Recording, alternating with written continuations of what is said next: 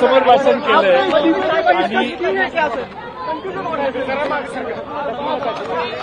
असं आहे की साहेब आमचे सर्वोच्च नेते आहेत.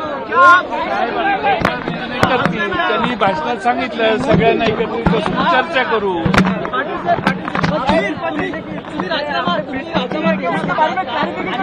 राजीनामा देणार नव्हतो. मी सांगितलं की ही व्यवस्था जी आहे त्याच्यात नव्या पिढीची लोक आली पाहिजे. त्यासाठी साहेबांनी योग्य तो निर्णय घ्यावा.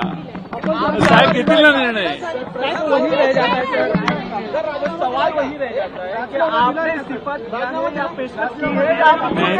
मैंने इस्तीफा नहीं दिया. मैंने भाषण ऐसा किया कि पवार साहब आने वाले दिनों में इसके ऊपर आवश्यक तो विचार करे और निर्णय ले.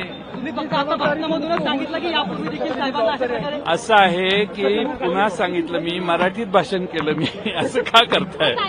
मी मराठीत हे भाषण केलेलं आहे आणि मी हे सांगितलेलं आहे की मी इतका वेळ काम केलेलं आहे. इथून पुढं आणखीन कोणाला जबाबदारी द्यायची असेल पवार साहेबांना तर ती त्यांनी योग्य तो त्यांचा विचार करावा. केवळ भाषणातच सांगितलंय की यापूर्वी देखील साहेबांना भेटून प्रत्यक्षात तुम्ही सांगितलं. मी भाषण केलं ना. आता त्याच्या मागं कशाला तुम्ही जाताय. पुढं बघा ना. साहेब असं आहे की मी गेले 7 वर्ष हे काम करतोय.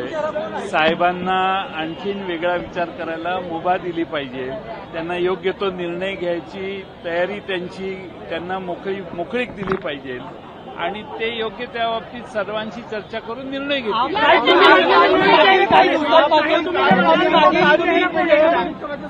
निवडणुका आहेत तरी तुम्ही असा निर्णय का घेताय.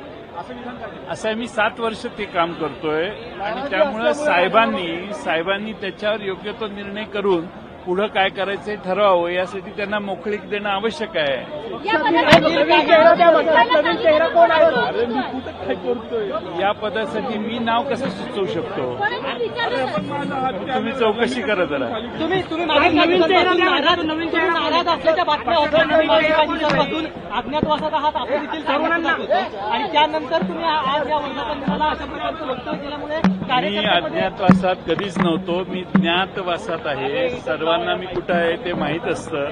काही प्रॉब्लेम नाही आणि त्यामुळं मी या ठिकाणी 7 वर्ष काम करतोय. मी साहेबांना सगळे अधिकार आहेतच. मी देणारं कोण. त्यामुळे साहेब याच्यावर योग्य तो निर्णय घेतील आणि त्यांनी भाषणातही सांगितलं सर्वांशी चर्चा विचार विनिमय करून पुढं काय करायचं याचा निर्णय साहेब घेतील.